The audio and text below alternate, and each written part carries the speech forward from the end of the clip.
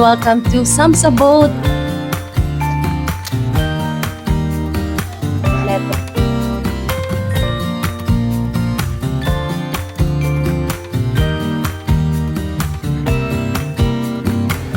Some people have written books, some have a great look that covers the magazines for kids who are 17.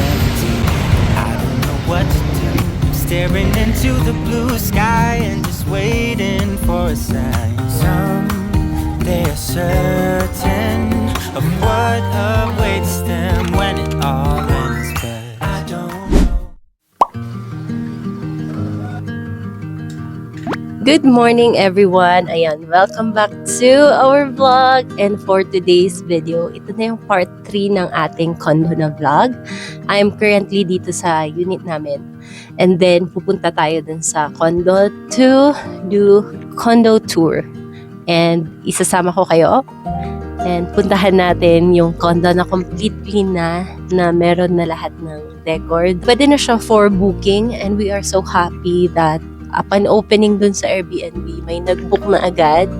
And I hope you can check it too in case na gusto nyong mag-visit dito sa Baguio and you're looking for a place to stay. So ayan, gusto nitong little one nating sumama sa akin. And we will be going together there. Tomorrow, there will be booking already. So, habang wala pa, gusto ko kayong i-tour and habang okay pa yung lahat ng nandun. So, ayun guys, if you have any question, comment down below. And also, yung booking natin is through Airbnb. And ilalagay ko siya dun sa description box natin para mas madali kayong makabook just in case. So, ayun guys, let's go!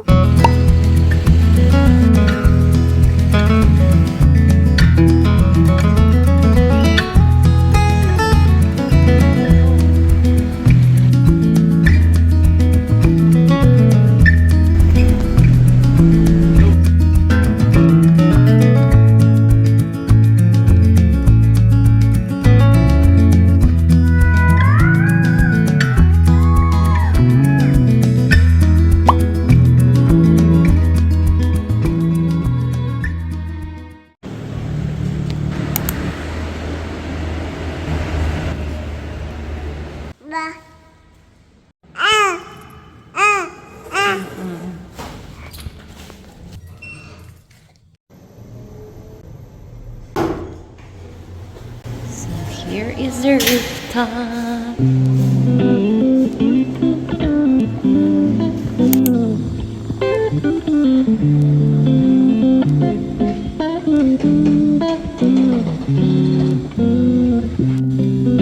See, we are at the deck na.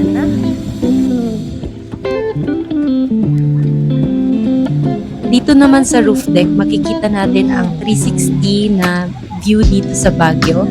And magandang magtambay dito kahit gabi or daytime kasi walang masyadong tao. And at the same time, fresh yung hangin. By the way, bago lang yung building na to and even every units dito. So, sure na okay ang lahat. It's all working. So, ayan guys, baba na tayo sa unit.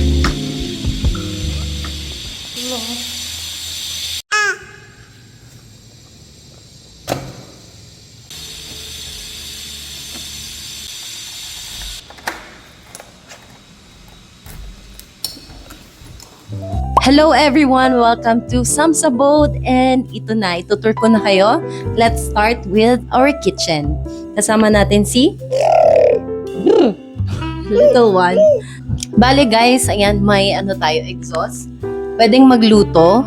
Ipapakita ko sa inyo yung mga kagamitan dito sa kusina. But then, we leave this counter as blank as this para mas malinis siyang tignan. And also, ayan, you can use this one. Gumagana naman ito kasi bagong-bago lang siya. Ayan. Ayan. Dito tayo naglagay ng mga kagamitan na mga iba. Basta lahat is andito sa mga cabinet or dito sa cupboard. Let me show you. Meron din tayong mga utensils dito, plates and mga baso, and even microwave, tapos fridge, Guys, dito namin nilagay yung mga ibang mga kitchen na gamit. And dito naman is yung shoe rack natin. So, hindi kayo magkakaproblema kung saan ilalagay para hindi din siya makalat. And also, ito, bali electric to. Pinipindot lang siya on top. And tada, may tubig na tayo. So, ito guys, yung ano natin, mga lutuhan, ganyan and everything. I will be showing it to you. So, may kaldero tayo, frying pan, and induction, andito siya. By the way guys, may sabitan tayo. And fire extinguisher for safety purposes. And pagpasok mo, pwede mong isabit dyan yung mga gamit. But, let's enter the bathroom. So, ayan guys, pasok. We are complete naman sa mga gamit dito. May towels, yan. And rug para dito, para hindi siya ganun kabasa. Tissue and also trash bin. Dito naman, meron tayo tabo, ganyan, and tissue extra. And this one, hair dryer. And ayan, lagayan lang to guys. Dito sa bathroom, meron din tayong shower gel and shampoo. So, hindi na kayo mamamroblema if pupunta kayo dito. Just come by yourself and enjoy your stay dito sa Sam's Abode. So, may sabitan din pala tayo dyan. Just in case, kailangan natin. And sa mga magbabagyo dyan, hindi na kayo mamamroblema kasi may hot shower tayo. Hot and cold siya. So, ayun. Yun lang naman. So, let's go to the living room. In case of emergency lang pala, pero lagi silang may stock dito. So, may pail tayo dyan. So, ayan guys, upon editing this video, pakita ko sa inyo na may nangialam sa ating mic na isa. In-off ko naman siya. Pero, na-on ata niya. So, nag-on yung mic niya. While I am saying things about sa condo, meron din siyang nasasabi dun sa isang mic. So, ayun. Just to let you know kung bakit tayo nagvo-voice over today. So, ayan guys. Dito naman kompleto siya. Meron din tayong sofa and dining table. Then, provided din ang electric fan kasi may mga ibang guest na naiinitan. Though, open yung aircon natin dito sa Baguio. We got also yung lamp. Nakakaganda siya. By the way, meron din tayong dito, TV. Hindi kayo maboboard dito sa unit kasi may free wifi tayo and then may subscription din tayo sa Netflix which you can have your movie night and enjoy your stay here at Sam's Abode.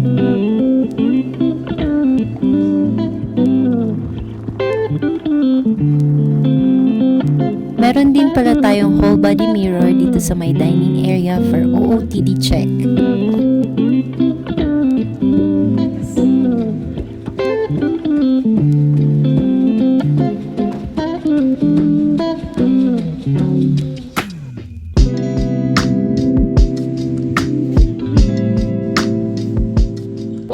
By the way, madami din tayong mga compartments dito. Just in case madami kayo, by the way, 4 packs yung maximum dito. Pwede natin yung lagyan dito sa mga ganyan ng kagamitan para hindi makalat yung area natin. And also, dito sa labas, I'll tour you around kasi meron tayong view. But yung view natin para siyang colors of Tubosa. Makulay ang mga bahay dito sa labas. Let's go! So kapag gusto nyong magmuni-muni ganyan sa umaga, okay din dito kasi rinig yung sa dyan sa baba, parang kanal ata siya. But okay naman kasi relaxing, ganun. This is our outside na chairs and table just for time na mag-relax dito sa labas and viewing din kapag gabi kasi maganda yung lights dito kapag gabi. Dito sa side na to is yung washer natin. Wala kaming dryer but hanggang spin kaya nito. And ito yung natin, panlinis, ganyan. Nandito lang siya sa side just in case may nakalat kayo, ganyan, or na-spill. Pwede nating i-mop or i-walis. And ito din, pwede siyang i-fold na ganyan. Or extend it here. Depende kung madami kayong sampay, ganyan. And may lagayan din dun sa taas. And may compartment din dito, in this side. Yan. That side. And may ipit dito, may hanger din dun sa loob.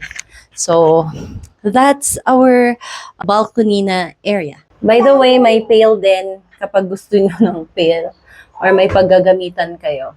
Ayun guys, pasok naman tayo dito sa room. Ano siya, nag-blend siya dito sa wall para hindi ganun ka-obvious and at least parang secret place. Ganun. So, let's go guys! Hi! We're here! Yan, so dito tayo sa room na part. So far, okay siya kasi maaliwalas. Lalo na at may bintana, ganyan. By the way, we always change yung natin, mga beddings natin. So don't you worry, all fresh. And you can really have the comfort to come and stay, sleep, ganyan dito. And we provided also electric fan kasi may mga ibang guests na naiinitan. And also, gusto lang ng may-ari dito na minimalist lahat and mas maaliwalas. And dito sa side na to is may mirror. Whole body siya na mirror. And then, you can just slide it ganyan. Hi! Kita niyo yung camera ko doon. But anyway, pwede din kayong maglagay dito kasi may mga lagayan tayo. And may plancha and board yung kabayo para pwede din kayong mag-plancha. Just in case may mga ganap kayo dito. And dito sa taas, storage namin yan. So, we locked it. And dito sa baba, may mga cabinet din siya dyan. So, no problem if may mga dala kayo ganyan. Pwede kayong maglagay dyan. So, ang maganda dito is yung mirror talaga. Kasi kita mo ang lahat.